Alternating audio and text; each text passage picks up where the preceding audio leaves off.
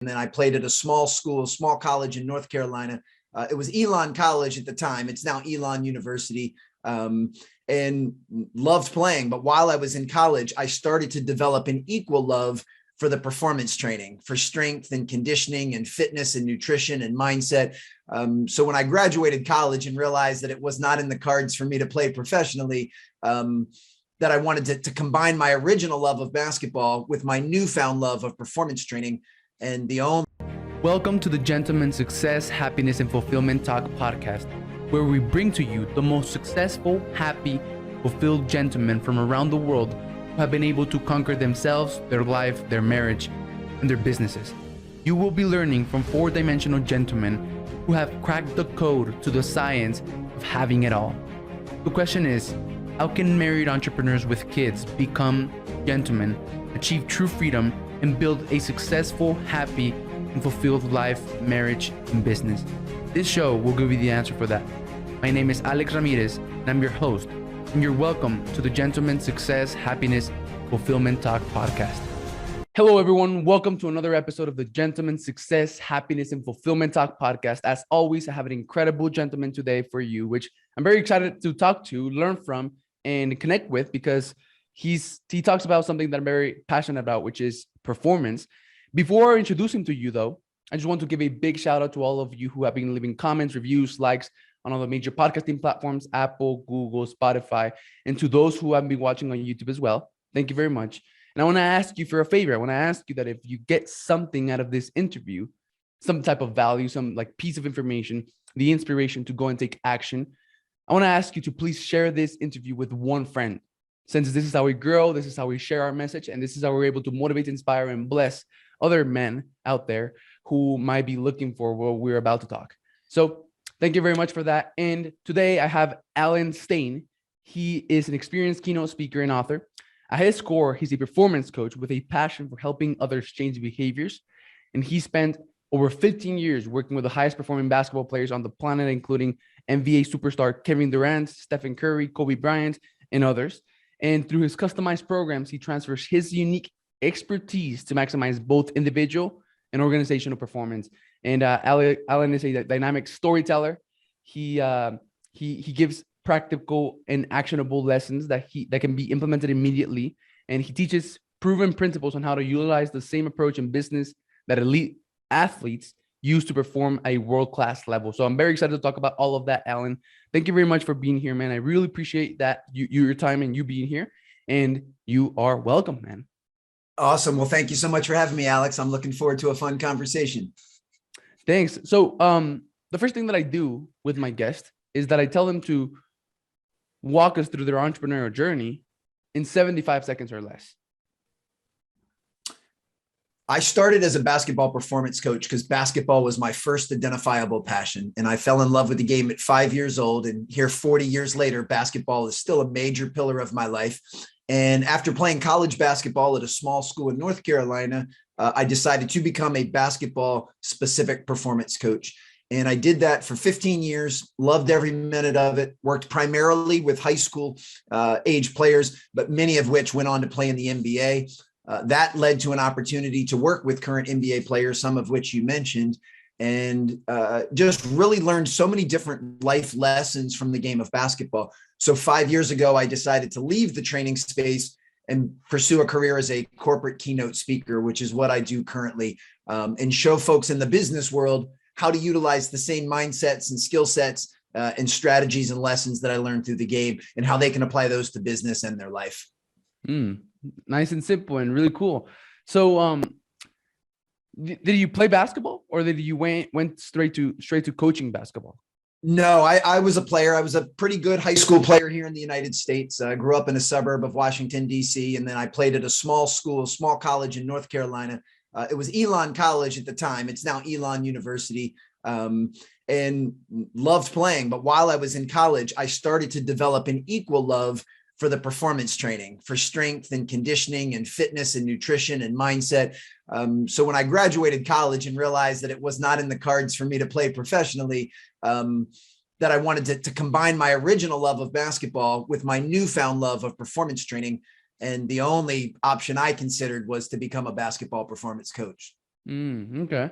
So you love basketball, of course, but then one of the things that you loved as well from the game was actually what it took, all that it took on the background, right? So like Yes. for in business, you see all the success and the cars and the money or everything that happens when you gain, when you get successful.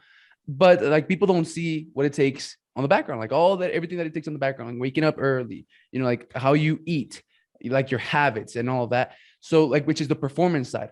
Um, so that's one of the things that you fell in love with the performance side, the actual process. So can you like talk a little bit about that, man? Sure. Well, we actually coined that term. Is called the unseen hours. And the unseen hours, certainly in the game of basketball, is everything you do before the game starts. Before the lights come on and the cheerleaders start dancing, all of the work that you put in leading up to that game are considered unseen hours. And what you do during those unseen hours, as you just said so insightfully, which is the process, heavily dictates how well you'll play when the game actually starts. And as you just pointed out perfectly, the same is true in life and in business. I mean, same is true in your relationship. Same is true with if you're running a business or working at a business. All of the things that you do in the unseen hours lay the foundation for how successful you'll be when those lights come on. So yes, I'm a huge process guy. I believe in loving the work and focusing on habits and mindset and daily behaviors. And that way the outcomes and the results are just a byproduct of the stuff that you do every single day. But learning to love the work and learning to love the process, in my opinion, is actually how you achieve SHF, your success, happiness, and fulfillment, is by loving the work and detaching from the outcomes. You mentioned certain things like, money. I believe money is simply a byproduct of the process and the systems and the habits that you create. And that's how I basically use those as a guide in my own life. 100%, man. So yeah, I completely agree that like you should learn to fall in love with the process, to fall in love with the journey, right? And instead of fixating your mind on getting the result and just being attached to the results, fixate your mind and get attached to the process, right? Because the result will just be a byproduct, like you said, of the habits and what you do every single day. So I was actually having a team meeting yesterday with my team, and I was like, all right, so like because like when I hire people, they're going to be my who, right? They're going to be the who help me achieve my goals. But I make sure that I also position myself as their who will help them achieve my goals, right? And one of my promises to them is that while they're helping me do everything that I need to get done, right, in order to achieve my goals, I'll be helping them by giving them the mindsets, the skill sets, and the tool sets so that they can go then and like leave me and like start their own thing, right? So like that's what they want for them. I want to be such a good leader that they'll have by, I'm sorry. They'll have by working with me all the skills and tools that's necessary to go out and start their own thing. But like I'll be such a good leader that they'll want to stay, right? So like that's my goals, and I want to be their who as well as I'm their who, right? And I want for them to be my who. So what I'm trying to say is that I was telling them on my calendar, and we were talking about goals, like what is it that we're going this Q2, and I was like, okay, so we're clear on where we are right now. Then now we're getting clear on where we're going. So now, like, who must we become in order to get there? And then I was telling them, like, in order for me to become that person, I gotta have those habits. And I was telling them I was showing them my daily schedule, and then they were like, "Holy shit! Like, this is what it takes. This is what it actually takes to be successful. Like, waking up and like this habits and actually becoming the person that naturally does the things that takes you to your goals."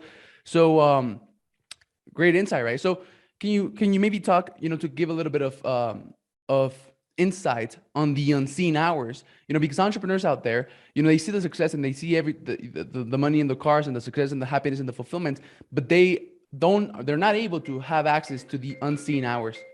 I'm sorry, man.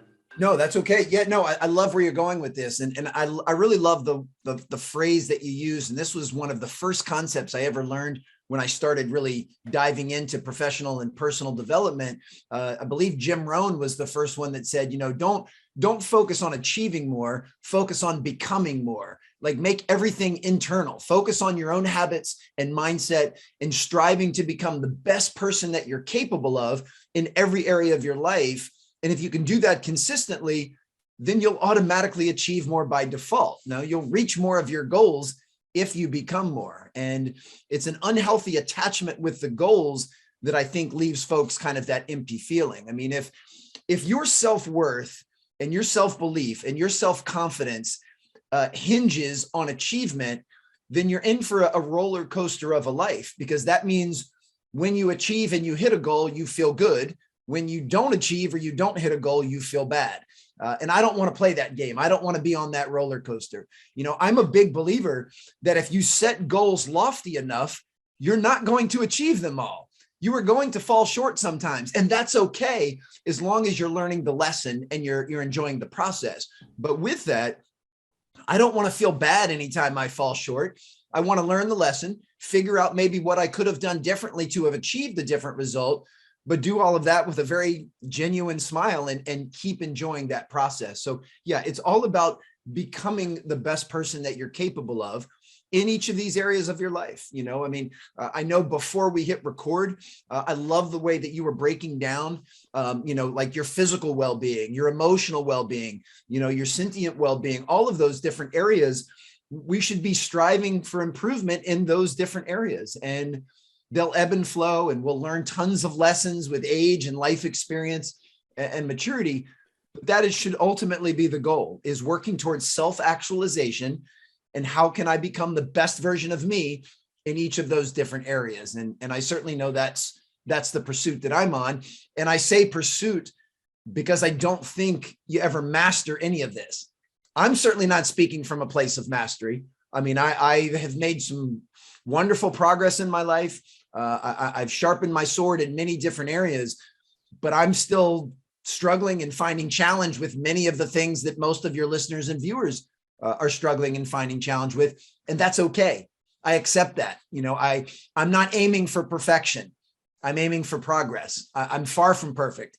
All human beings are flawed and fallible, and that makes us who we are. That's okay. So I choose not to focus on that, but focus much more on the progress. That was so valuable. And there's a lot that we can now dive deep into, man, and dissect. But one of my favorite things is, you know, you're like, it's always a work in progress. And one of the reasons why I started this podcast is to like speak to men who are literally decades ahead of me, right? That way I'll gain an insight or two, right? That will help me instead of spending a decade getting to where I want to go. Well, I'll spend 1 year, which I've seen is the case, right? Like this is the cog. I'm part of a mastermind who talks about family, fitness, focus, finance, right? Same thing, physical freedom, emotional freedom, sentimental freedom, financial freedom. And, you know, I became part of this mastermind because they're doing something that I want to be doing. So instead of me trying to figure it out, I just became part of the mastermind, right? And this is the cog, right? Cog stands for cost of greatness. And like every single like physical freedom, there's 2 things that we do for physical freedom. There's 2 things that we do for emotional freedom. And then there's 2 things that we do for financial freedom. And then there's 2 things that we do for everything, right? And like this is the cog, the cost of greatness, the things that the habits that we must have in place in order to achieve that. And what you said about like your self-worth is so valuable, man. And it's just a simple shift. It's just a simple realization that you must make, that a lot of entrepreneurs are not able to make, right? Which is that, like, if you attach your self-worth to your net worth, right? Like you said, you will always, you know, you will emotionally, you will not be stable. You always will be in a roller coaster, because every time your net worth goes down, your net worth, your self-worth will follow it, right? Or if your net worth goes up, your self-worth will follow it. And like the right way to live is that, like, your self-worth should be high no matter what's happening in your life, right? And that's such a valuable insight, which you must not only understand from an intellectual point of view, but you should internalize emotionally and identify with it, right? So do you have any advice? Because we're talking about it, right? It's pretty simple to understand, but I think that to actually like get it is a little bit harder, right? It's a little bit more difficult. So do you have any advice to like really internalize that? Absolutely. And one disclaimer to make: everything that you and I are talking about, I do believe, is very basic in principle, but none of this stuff is easy to do. If this was easy, everyone would just do it intuitively. But that's not the case. It is incredibly challenging to disassociate and detach from outcomes. It's very challenging not to let your self-belief plummet when you don't reach a goal or when you're not achieving, or it's very hard to not let your net worth determine your self-worth. And, like I said, these are things that I constantly struggle with myself. Where I'm very thankful now at present, at 46 years old, is I now have an awareness of it. So I can find myself occasionally reverting back to old habits or old mindsets. If I finally occasionally feel like I'm feeling bad because I didn't achieve a goal, I'm now aware of it and I can take the steps to course correct. You'll never improve something that you're oblivious to. You'll never fix something that you're unaware of. And ultimately, I think that the game, and I say that in air quotes, the game that everybody's playing is not rigged in our favor. I mean, ultimately, if all we care about are outcomes, what our bank account is, what our house looks like, what car we drive, if that's all that we care about, it forces us to play a very dangerous game, which is called the comparison game. And this is when you're comparing what you have and what you've achieved to what others have and what they've achieved. And that will always leave you feeling empty, because no matter what you've achieved, it's very easy to find someone that's doing a little bit better by those external metrics. So if you're constantly in pursuit and chasing external validation and these external metrics, you'll never be able to satiate yourself. You'll never be able to, because there's always more to have. I'd heard a quote, and I don't know who said this originally, or I'd give them proper attribution, but it says, if you focus on taking and accumulating, you'll never have enough. If you focus on giving and serving, you'll never run out.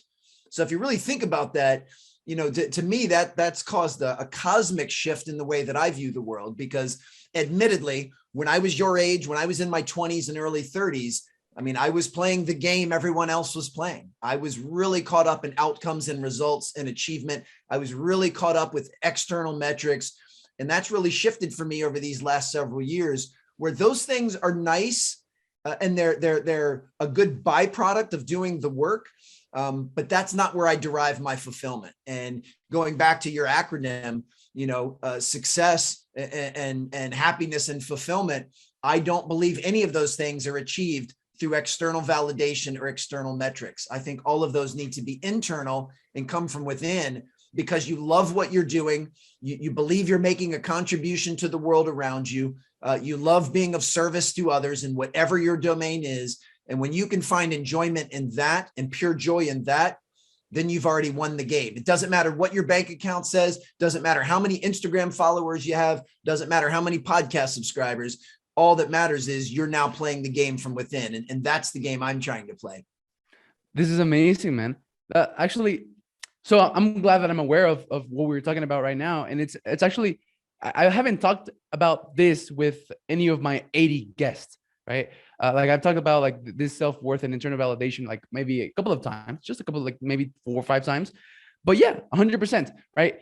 And like we humans have this inherent fear of not being good enough, right? And like you said, if you attach your self-worth to the amount of money that you make, you will always find someone who's making more, and then that'll make you feel like you're not good enough, right? If you attach your self-worth with like the amount of success of achievement you have, you always found someone that is more successful than you or has achieved more, and you'll find fearing, right, that you're not good enough. You'll find yourself unhappy, not feeling successful, feeling unfulfilled, regardless of everything that you have, right? And like right now, man, I feel successful, happy, and fulfilled. And like 6 months ago, I felt successful, happy, and fulfilled, even though I'm not like rich or have done any of the things that I want to do. Right. And like I say that I'm going to be a billionaire, not because like I need to be a billionaire, or not because I think that becoming a billionaire will solve all my problems, but because like I just know I can, right? And it will happen, right? Based on my awareness and how old I am, and like without even trying so hard, just like being who I am and constantly focusing on growth and contribution, which is something that you were talking about. I'm going to get there, right? And like, but not because like, and if I don't get there, I'm good, right? Like I don't need it, but I think that I'm probably going to get there, right? Because of who I am and who I'm constantly working on becoming, and because I focus on giving and serving. Yeah. Well, the key point there, and I love that you're going in this direction because there is nothing wrong with having that as a goal. But the key from a terminology standpoint is you don't need to get there. You'd like to get there. You want to get there, and that's okay. But you don't need to achieve, in your case, to becoming a billionaire in order to feel good about enough. yourself. Yeah. And that's the detachment. I think there are some people that feel they need these certain external metrics and validation to feel worthy, to feel that they're good enough. And as long as you can disassociate the two and just say, yeah, this is a goal that I've set. It's a very lofty goal, and I'm going to pursue it by becoming the best person that I can. And I'm going to do so with high character. I'm going to do so by enjoying my work. I'm going to be happy while I'm on the ride. I'm still going to work incredibly hard and be very committed and dedicated. I'm going to make sacrifices, but I'm going to love the process and the pursuit of getting there. Then you've already won. No matter what the final bank balance is for you, you will have already won. And that's the most important part. I think too many people, they put all of their eggs into the result, into that basket. And then if they fall short, they feel bad and they feel empty. So, for me, what's most important is my day-to-day and my quality of life. Like that is what's most important to me. I'm very amicably divorced. I'm really good friends with my ex-wife. We have 3 children together, and being a very present and committed father is important to me. I love being able to travel as a speaker and as an author. I love putting work out in the world that I'm hoping people find beneficial and helpful. Like that gives me a sense of purpose. And I put a lot of time and effort into my work, but it doesn't consume me 24/7. I'm able to hit pause and spend time with my children. I'm able to spend time on myself and take breaks and take vacations and travel.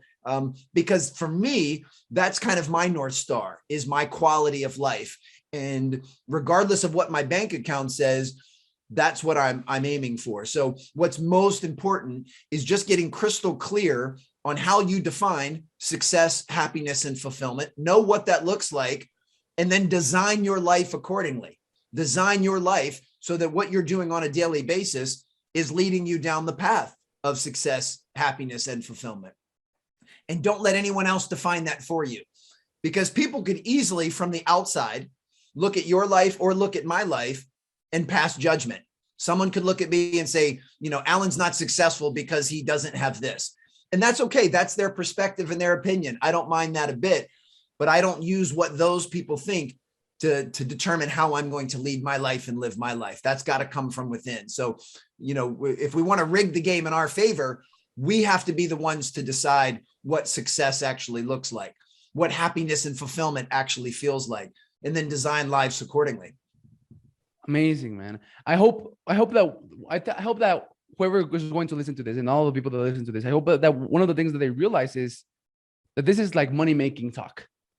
Right? That this is like money-making talk. And actually, I think the foundation for performance, right, I believe is like this, right? Like getting internal validation, really getting clear about what you want. Because if not, like no matter how hard you work, no matter how of a high performer you are, if you climb the wrong mountain, right, you won't be like, it won't matter, right? Like there's a quote that I heard, which I don't remember who said it either, but it was like, there's no worse thing than succeeding at something that doesn't matter, right? So getting to the top of the mountain and then realizing that you don't even want to be there in the first place, and you want to like throw yourself out, off there. And you talked about North Star, man. I actually have like a thing called the North Star. It's so I have this framework: mindset, map, motion, measure, money, right? And it's part of like the map, right? Which is like the North Star, like getting clear on what you want. And one of the ways that I found to fulfill my purpose is being a high performance mindset coach, right? Which my identity is not attached on that. I can become whatever I want, but like that's like how I used to like spread my message. And performance, like I think that the foundation for performance is clarity, right? Mm-hmm. And which you talked about right now, clarity, your North Star, like being clear on what you want, being clear on where you're going, being clear on like who is it that you need to become, right? And want to become. So yeah, like you want to talk a little bit more about like what performance is for you, and maybe clarity? Sure. No, I love that you're going in the direction of clarity. See, one thing, important distinction that we have to make, and I don't know if you've read Simon Sinek's most recent book, The Infinite Game, but there's a concept that's really, really important. That is, a game like basketball, for example, where I've spent most of my life. Basketball is a finite game. Whether you're playing basketball in Mexico, Arizona, or here in Washington, D.C., we have all agreed unanimously around the world that the team that has the most points on the scoreboard when the final buzzer goes off is the winner. We've all agreed to that. So it is clear cut what someone needs to do to win a basketball game. You have to score more points than the other person. It's zero sum. We agree to that. Life and business is not as clear cut. It's not as finite. It's what's called an infinite game, which means it's evergreen. There is no universal definition of winning in life or business because everybody defines it differently. I mean, even you and I think we're very aligned in many areas. But if right now I told you on a piece of paper to write down what winning in life looks like or what winning in business looks like, and I did the same thing, and then we compared our two definitions, there would probably be some overlap. We would probably both use words like success, happiness, and fulfillment, but they wouldn't be word for word the same thing. They'd be slightly different. So the key is for each of us individually to define what winning looks like to us. How do we define winning in life? How do we define winning in a relationship? How do we define winning in our business? Yeah, profit might be part of that. Some external measures might be part of the definition, but we have to get crystal clear on what it is that we're pursuing. And once we get crystal clear on what winning looks like, if I said right now, I want you to map out what an ideal life looks like in every area, mental, physical, emotional, spiritual, relational, and you describe what winning looks like, that is now your North Star. And it's not for me to impose my opinion. It's not for me to judge you on that, because you're the only one that has to live your life. So once you get crystal clear on what you believe winning looks like for you, then you can design a process, system, habits, and a life that will increase the chance that you're on the right track, that you are climbing the right mountain. And I know from my own experience, that North Star will change as you get older, as you increase in maturity and life experience. What I thought my North Star was when I was 21 is a lot different than my North Star is now at 46. My North Star before I had children was a lot different than after I've had children. So that North Star is never permanent. It's going to ebb and flow based on where you are in your life. And that's okay. My North Star now as a 46-year-old may change. I'll say generally speaking, at 46 years old, I always try and have a vision of the man that I want to become 20 years from now. And I'm not postponing becoming that man. I'm trying to become that man today and continue to gradually improve for the next 20 years.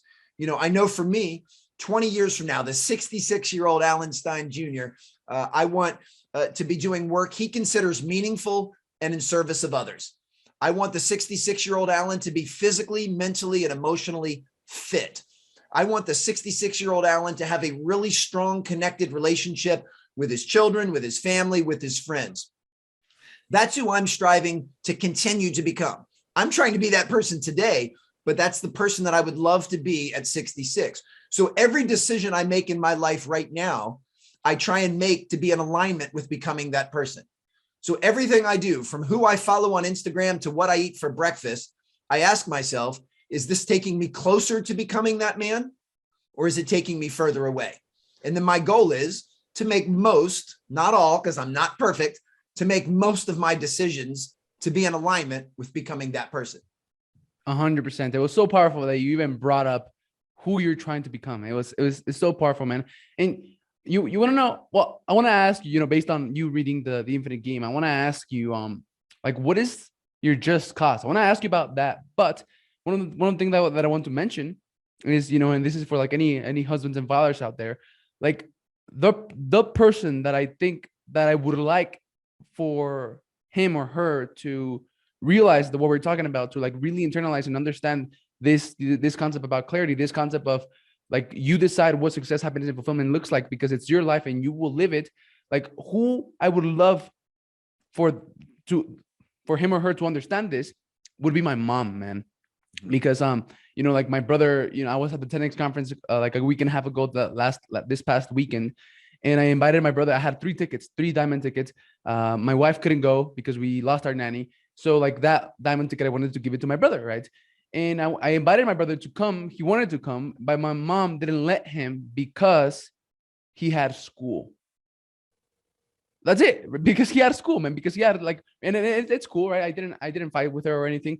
But like what I'm trying to say is that my mom has already decided what my brother should want, which is not what he wants, right? And like that is the fastest way for like unhappiness and unfulfillment. And like this is something that I struggled with, because when I went on my own path and I got clear on what I wanted and I like unapologetically pursued it, I had this feeling of like guilt because one of the core limiting beliefs is like you're not good enough. That's one core limiting belief. Another core limiting belief is breaking the rules, right? So breaking the rules that were either said or not said, the rules of the people who raised you, right? So if like growing up, the people who raised you said, this is how you live life. This is how you should do things. This is where you should go. And then you don't do that. You're breaking the rules of the people who that were imposed by the people who raised you, who loved you and who gave you everything.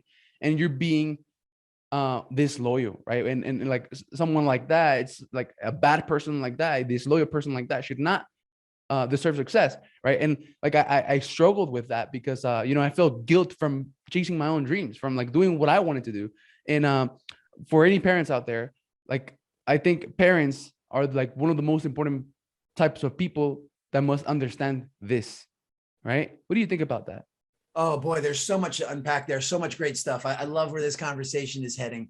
I'll just speak from the first person and how I handle this.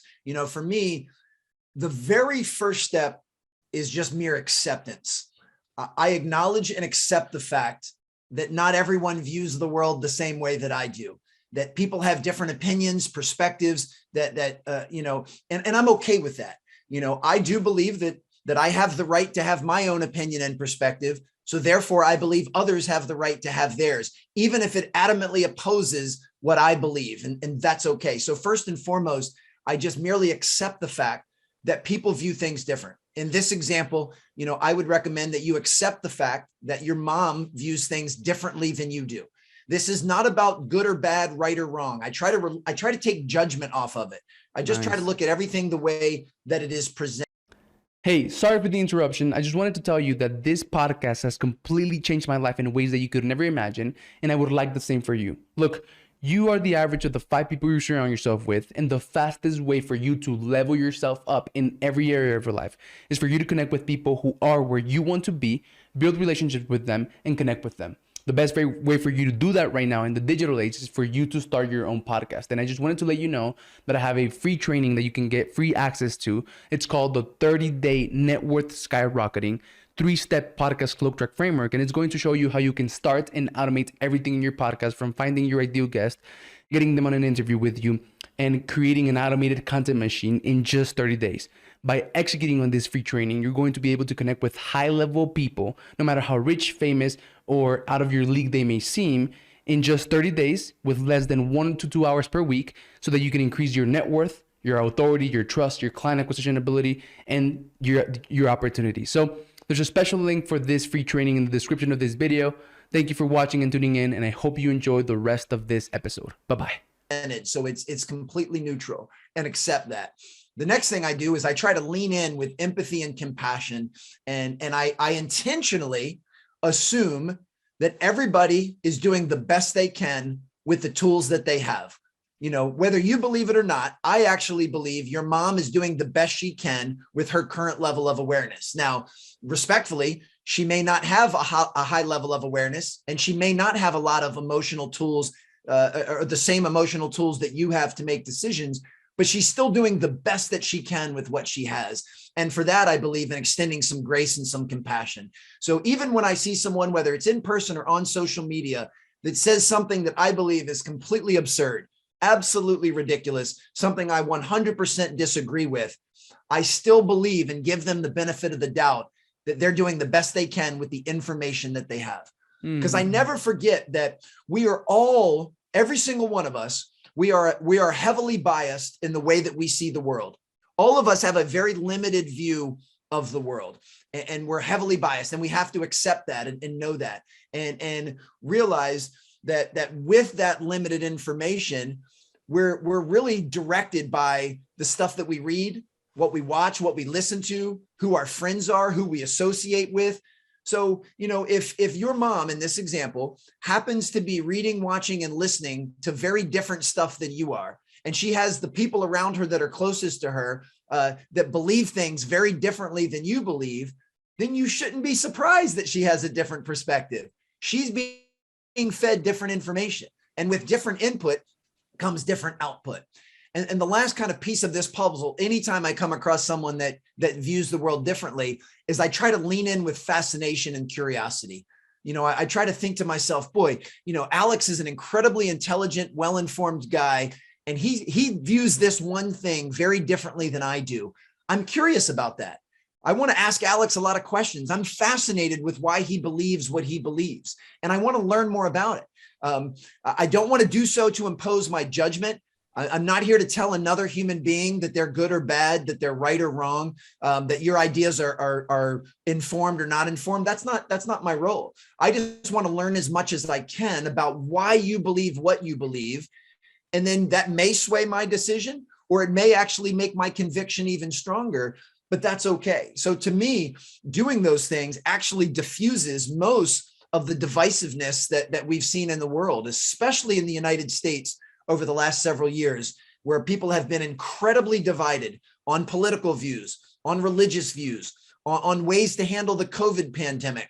We've had a really distinct mask versus no mask debate, a vaccine versus no vaccine debate, and with any of that stuff, I have my own opinions and feelings on how those things should be handled, but I fully respect that people have different opinions and views. And if I can lean in with compassion and say they're doing the best they can with the information they have, and I get really curious and fascinated to ask them questions on why they believe what they believe, it actually brings people closer together instead of being divided. And at the end of the day, if you and I just say, look, man, we're going to have to agree to disagree on this point, and I respect the fact that you see things differently, I would hope that you'd respect the fact that I see things differently. We can still have a very friendly and civil discussion about any topic if we're not taking it personal, and if we're not looking through the lens of judgment, and if it's not zero sum where in order for me to be right, that means Alex has to be wrong. In order for me to feel good, I have to make Alex feel bad. If you live the world through that lens, once again, you go back on that roller coaster, and I don't want to. I don't think anyone is bad for the beliefs that they have. They have those beliefs based on where they grew up, on how they were raised, on all the different experiences they've had in their life. And it's not for me to judge. I can disagree, and I can have a very different perspective, but it's not for me to judge. So much wisdom, man. I'm curious, who have you been mentored by? Because like a spiritual leader, someone that talks about like this, like emotional freedom and emotion mastery, that I've been mentored by is Peter Sage. So I'm just curious, like who have you learned from? Well, it's interesting. One of the people that have had the biggest influence on my perspective over these last couple of years is someone I've never met in person and don't actually know, and is a gentleman named Peter Crone. And Peter Crone's work has been really influential. I have devoured, dozens and dozens of hours of his video content and him being a guest on other podcasts. And he's really one that's helped kind of shape this perspective that I have. So that's one thing that I think is really cool, that he's kind of mentored me, and he doesn't even know who I am. Like, we've never met, we've never connected. We do share a few mutual friends, but he has no idea that his work has had that profound of an impact on my life. And then I believe, as a steward of goodwill, of paying that forward and sharing these same messages and beliefs so that they can help others. I've always believed that a candle loses nothing by lighting another candle. So, you by default, by having this show, you're lighting a lot of candles out there, Alex, and you're taking all of the information that you've learned from the 80 guests that you've had, from the mastermind that you're in, from the things that you read, watch, and listen to. You're taking all of it in, and you're deciding what stuff makes sense for you and your life's perspective. And then you're putting content out into the world to serve others. And that's what I'm trying to do. And, everything that I'm sharing is not from Peter Crone, and I'm not trying to poach any of his wisdom. He's one of many resources that I really respect and admire, and I try to take in, and then I formulate my own perspective and philosophy based on everything that I take in. And many times, we learn through mistakes. We learn through trying to do things that don't work well. And then we learn the lesson from that, and that can pivot and shift. So, but to answer your original question, anyone that's not familiar with Peter Crone's work, I highly recommend that you check it out. It's been really beneficial and helpful to me for sure. Yeah. I love, like, coming from love, right? That's ultimately what we're doing here, coming from love, like you said, compassion. And instead of judging, you come at it with this, like, love, right? From love, instead of judging, you are fascinated, and you're curious about finding out why is it that the other person thinks the way that she thinks or he thinks, and then you can coexist in his reality and her perspective, instead of you fighting it and wanting to be right, and so that he can be wrong, just so that you can get validation and approval from that exterior source. You gain validation and approval interiorly, and you can be right even if that other person has a completely opposite perspective. You can be right because, well, you want to be right, and you feel good about that. And if you believe that, right, and like, you don't have for her to be wrong in order for you to be right. Yeah, right? Exactly. Well, two things pop up. One is, and let's just use your mom as an example because you brought it up, and that in this one example of you wanting your brother to come with you to the 10X conference, and she said no because she wanted him to go to school. I can understand why an immediate reaction to that for most people would be, one of judgment, or one of, she's wrong, I'm right. This conference is way more important than school. But if you, and this is an exercise that really I find very helpful. If you take a moment to think, if I was in my mom's shoes, if I was raised exactly the way that she was raised, in the time period that she was raised, by the people that she was raised, if I have read, watch, and listened to everything that she reads, watch, and listens to, if my friends were her friends, I would probably think the same thing that she thinks. So that's where I think we can actually have compassion for each other, that when someone believes something different, no matter how ridiculous you think it is, they're simply a product of the inputs that they've had in their life. And I have the humility to acknowledge that if I had those same inputs, I would probably make the same decision that they are. It's a very self-righteous approach to think I'm a better decision maker than you are. Mm-hmm. That if I had your information, I would still believe and agree with me, is an incredibly arrogant and self-righteous position to take, yet it's one that most people do. So for me, letting go of that and just saying, they're making this decision and they believe what they believe based on their entire life's history. And that is very understandable. If I've walked a day in their shoes, I would probably feel the same way. The next thing, you mentioned judgment. And this is where we have to look internally, because one thing that I think a lot of people do, and I was absolutely guilty of this for most of my life, is being very self-critical of ourselves. I mean, talking about judgment, how harshly we judge ourselves, and that's where, you mentioned these feelings of unworthiness, or I'm not good enough. They come from our self-talk, and they come from, if I make a mistake, then I start to beat myself up over it, and I judge myself really harshly. If we talk to other people the way that we talk to ourselves internally, oh my gosh, it could be messy. Most people talk much nicer and kinder to other people than they do to themselves. I know you and I are just meeting, Alex, but let's just pretend that we're friends. We've been friends for 10 years in this hypothetical. If you fell on hard times, or you were facing an adversity, or you messed up, as your friend, I would offer you love and compassion. As your friend, I'd put my arm around you and say, don't worry, man, things are going to be okay. I've got your back. But we don't talk that way to ourselves. When we mess up, we're very critical of ourselves. And then another layer of that, and we've kind of touched on this earlier, then we start worrying about the opinions of other people. So, I made a mistake, and not only am I beating myself up, now I'm compounding that because I'm worried about what everyone else is going to think. What is everyone else going to say? What are people on social media going to say because I made this mistake? And that's when that's when the self-loathing starts. I try to not worry so much about other people's judgment. I live by a moral code and an ethical code, and I'm doing the best that I can. And I know that with that, I am going to make some mistakes. I'm going to make some poor decisions. I'm going to have moments of poor judgment. That's part of being human. And I accept that. And when I make those mistakes, I want to acknowledge them. I want to apologize for them if appropriate. I want to learn from the mistake. And then I just want to put it in the rearview mirror, flush it down the toilet and move on, not dwell on it. And if you get caught up in other people's judgment, I think that can make things worse. So, and this is a constant struggle for me. I mean, because it's easy to get caught up in what other people think and other people's judgment. I'm basically, in addition to being a speaker and an author like yourself, I'm a content creator. I put pieces of content out into the world, whether it's a video or a written post. And I have to accept that some of those things are going to get some criticism, that not everyone is going to like or believe what it is that I put out in the world. And I'm at peace with that. I can't let someone else's judgment of a piece of content detract from my own self-worth.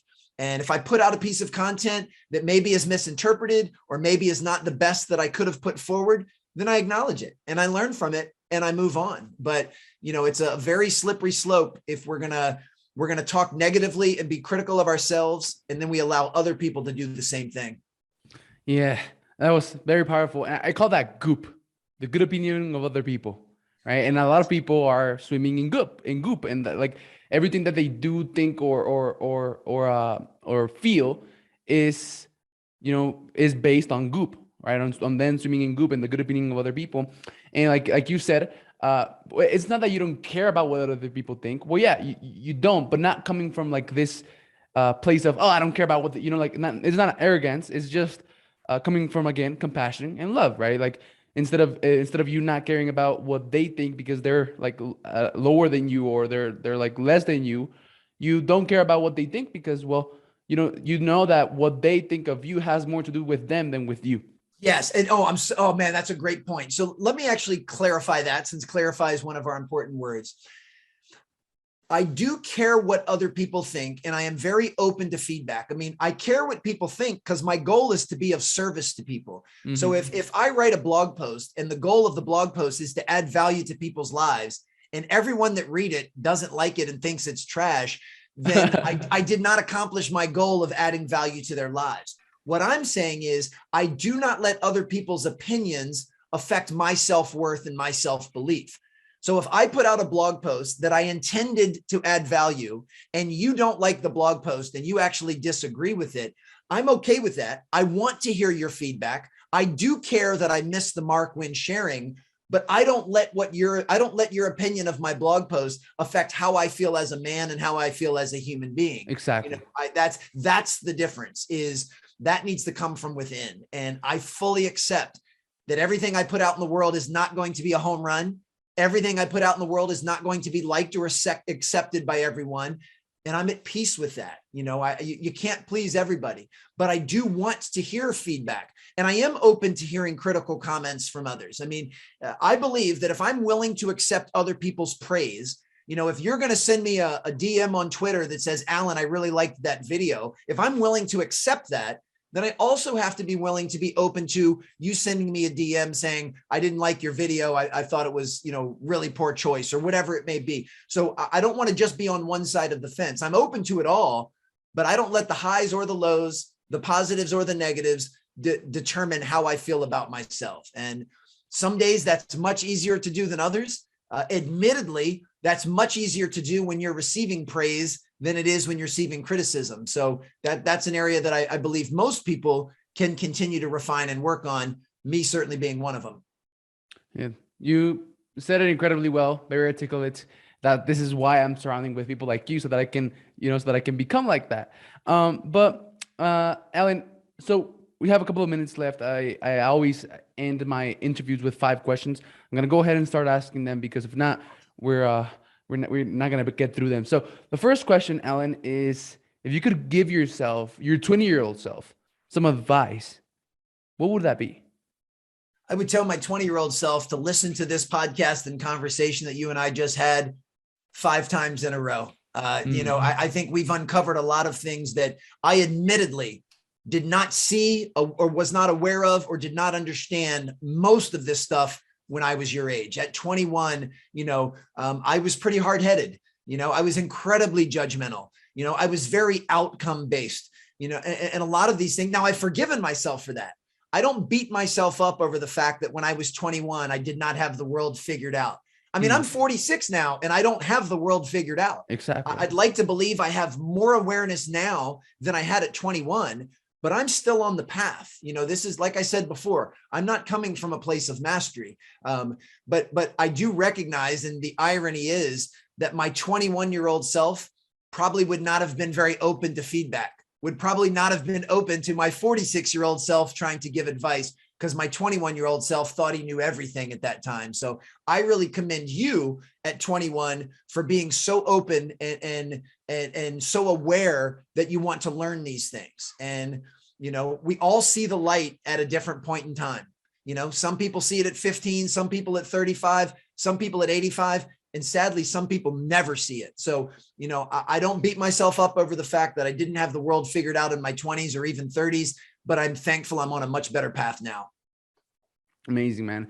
The second question is mindset. So what is a mindset shift that you've had that you think has contributed to your success? My mindset now is I simply do the best I can with what I have wherever I am. I don't blame, I don't complain, and I don't make excuses.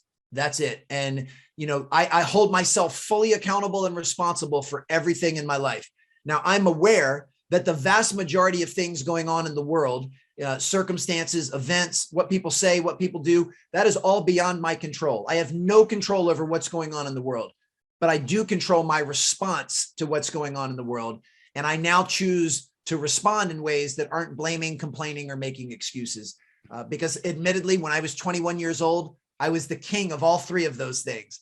I could easily blame other people for the results I wasn't getting. I would make excuses on why I wasn't getting the results. And I would complain when things did not go in my favor. And that led to unhappiness, that led to not being fulfilled. And it really dragged down my ability to perform, because anytime you blame, complain, or make an excuse, you're taking responsibility off of yourself and you're deflecting it and you're putting it onto someone else. And I don't believe in doing that now. I hold myself fully accountable for everything that goes on in my life.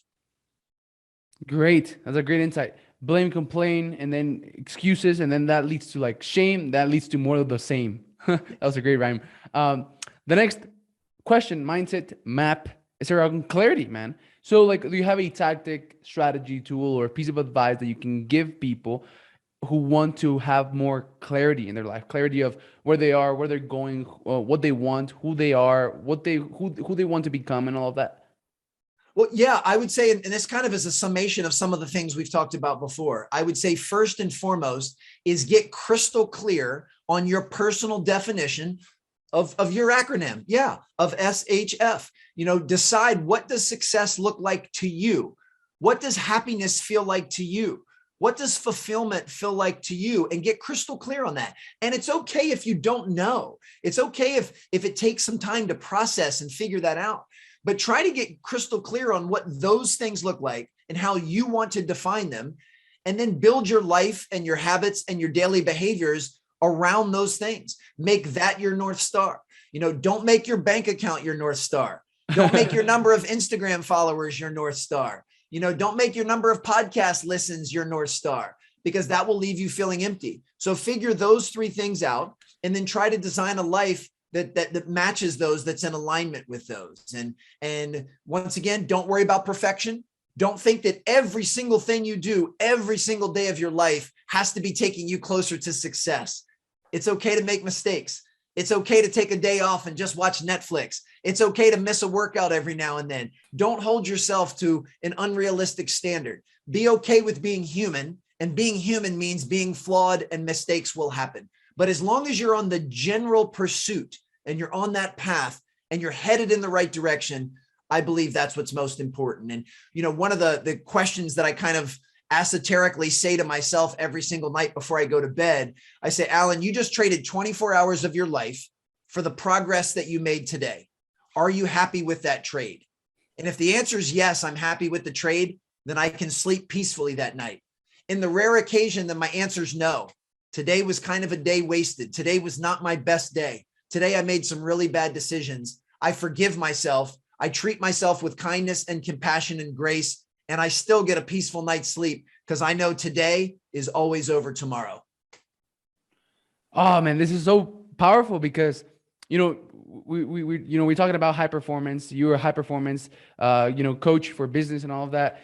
And like high performers are really hard on themselves, which is one of the main anchors that prevents them from being high performing, right? Because like when you judge yourself, now you identify yourself with your faults, which makes that to like be a self-fulfilling prophecy. So for example, if you said you were going to do something for 30 days and then you missed on the 21st day, now you're a piece of whatever, and you're not keeping your word to yourself, right? But if you identify yourself with that fault, that will become true again in the future. But instead you just have some compassion, some love for yourself, and you forgive yourself, and then just keep on going, right? Yeah. So Because these are all stories that we're telling ourselves. So if you dedicate yourself to doing something for 30 days, after the 21st day, you miss a day or you fall off, telling yourself you're a piece of whatever is just a story. It's not true. Yeah. It's just a perspective. And that's what I find incredibly empowering and liberating is we're the ones that create our own stories. We decide the narrative. We've got the blank piece of paper and the pen. We get to write the next chapter. So that's why you can look at that perspective that you missed today and you have there's a fork in the road. You can choose to say, well, I'm no good. I knew I wasn't going to be able to do this for 30 days. I don't deserve to be successful. That's one story you can tell yourself. Mm-hmm. And if you tell yourself that, it will feel like it's a truth. Or the other story you can tell yourself is, you know what? Darn it, I missed today. I did have a string of 21 days in a row and I'm proud about that, but I missed today.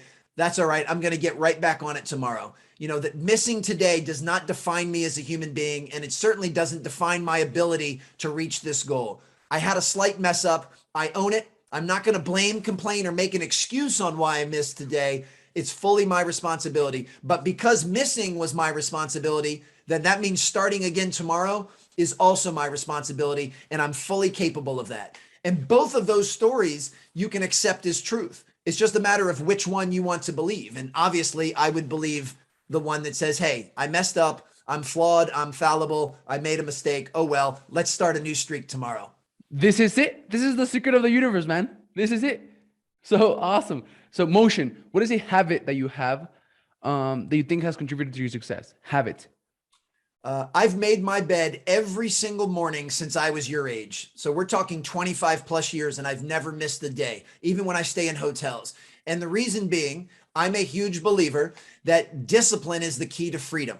That living a disciplined life and making disciplined decisions is what will allow you to be successful, happy, and fulfilled. I also believe that making your bed is an act of discipline. So I think what better way to start my day than taking 10 seconds, and that's all it takes, to do a very small act of discipline, and it kind of generates some momentum. So making my bed is one of my most ingrained habits, and it's a very small act of discipline that allows me to start my day in the right way. Nice, man. And because of that, you identify yourself as a disciplined person. But if you miss a day, you won't be like, oh, I'm an undisciplined person. I'm doomed to fail, right? Exactly. So, exactly. A more recent one is I do a 10-minute meditation practice every day. I follow the Headspace app, which has a guided meditation. And I can tell you in the last 5 years, I've missed maybe a dozen days total in 5 years. So maybe missed 3 or 4 days a year, if that. And same thing, I've noticed the benefit of a daily meditation practice. I'm very consistent with it, but I'm not perfect. There are days when something in the morning happens that uproots my schedule or uproots my routine, and I don't meditate, and I'm okay with that. I'm not worried about the streak. I'm worried about the intention to practice something of purpose that I believe is beneficial. So yeah, don't get stuck in any of these pursuits of perfection, because you'll always feel empty. Nothing is perfect. No one is perfect, and life is not perfect. Amazing. So the last question is around measure, mindset, map, motion, measure, money. Everyone wants money, which is results physically, results emotionally, results sentimentally, results financially. And if you want results, those are the 4 things that you got to get right: your mindset, your map, your motion, and your measure. The last one is your measure. So what do you think about measuring and tracking, Alan? I'm a big fan of measuring. I've always believed that which gets measured gets improved. So anything that can be measured quantitatively, I think you should look at measuring. We've referenced bank accounts lots. A bank account is incredibly quantitative. I mean, you can look and say, I have more money today than I had yesterday, and that is a result and a byproduct of being of service and putting more out into the world. Like, I want to make sure that I connect the dots. Your bank account is not a reflection of luck, is not a reflection of accident. Now, yes, there are many outside factors. What's going on with the economy? What's going on politically? What's going on with a pandemic? There are lots of things that can have an effect on your bank account that are well outside of your control. So it's not about getting caught up in those. It's simply saying that if being financially free, or in your case, becoming a billionaire, is part of the North Star, then generally speaking, over time, the better your work habits, the better your behaviors, the better your process, the more likely those things are to happen. But it's never going to be a straight line. Even now at 21, you getting to be a billionaire will not be a straight line.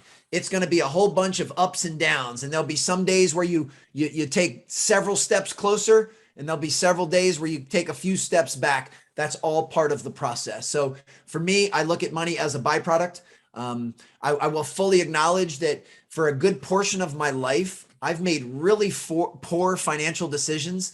I've made some mistakes financially, but I've forgiven myself for those. I realized at the time I made the best decision I was capable of. And in hindsight, they weren't the best decisions. They were not very good investments.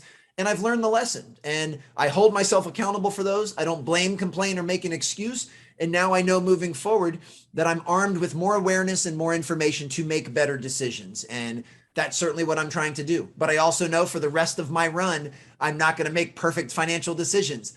I'm sure I still have a few bad investments left inside of me and a few poor purchases left inside of me. And that's okay. I'm human, and I'm good with that. Ooh, this interview was so freeing, man. And you know what I'm really realizing right now? That I feel happy, right? Which means that in some of my interviews, I felt sad after it.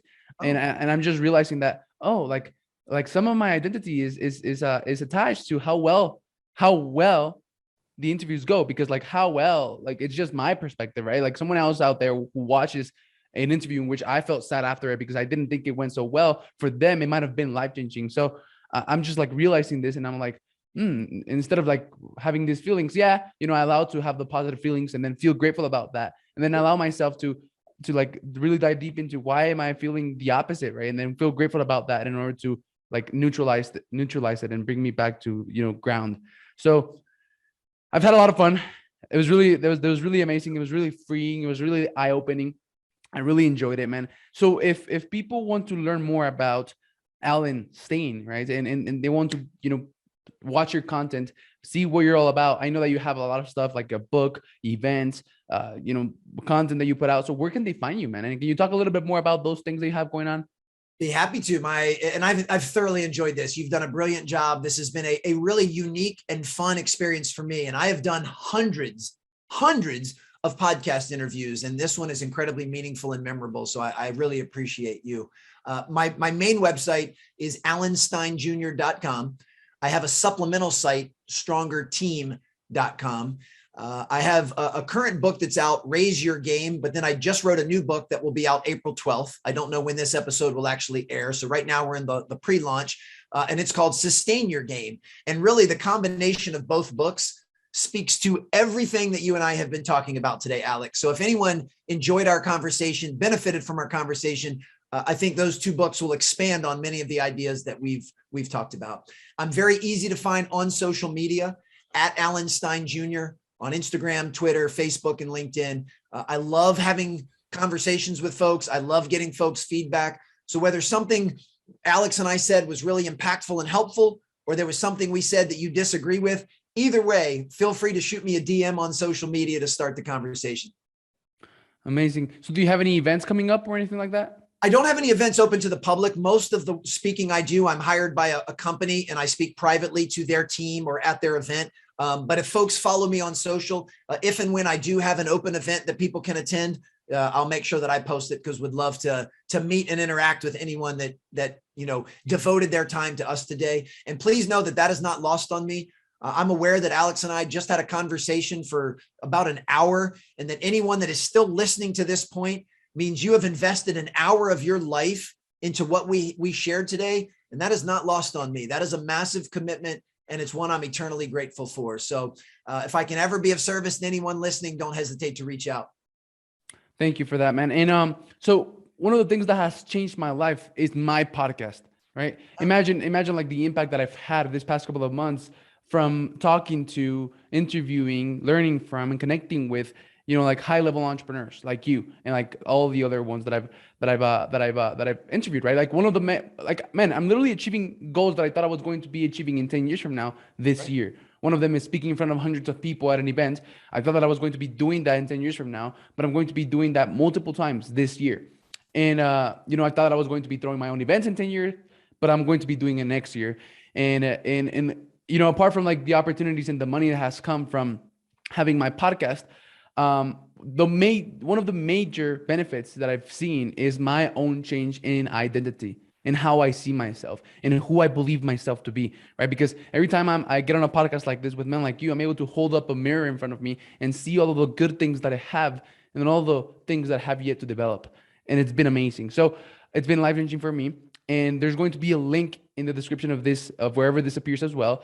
It's going to be like link/Alan Stein, a special link just for this episode, which will take people on an A to Z free training on how to start, grow, launch, monetize, and automate a $1 million network building podcast. So I just wanted to add that in there as well, Alan. Thank you very much, man. I really enjoyed this, and thank you, man. Absolutely. My pleasure. Thank you, Alex. Bye-bye. Thank you for watching the Gentleman's Success, Happiness, and Fulfillment Talk podcast. If you enjoyed this episode, share it with one friend, leave us a comment, and let us know. 99% of people never leave a review or comment, but we love and are very thankful with the 1% of you who do. If there's something or someone you want to see on this podcast, send me a message on Instagram at Alex_Ramirez1020 and let me know. As a thank you for that, I have an amazing surprise for each and every one of you who does take the time to leave us a comment or review on YouTube or one of the major podcasting platforms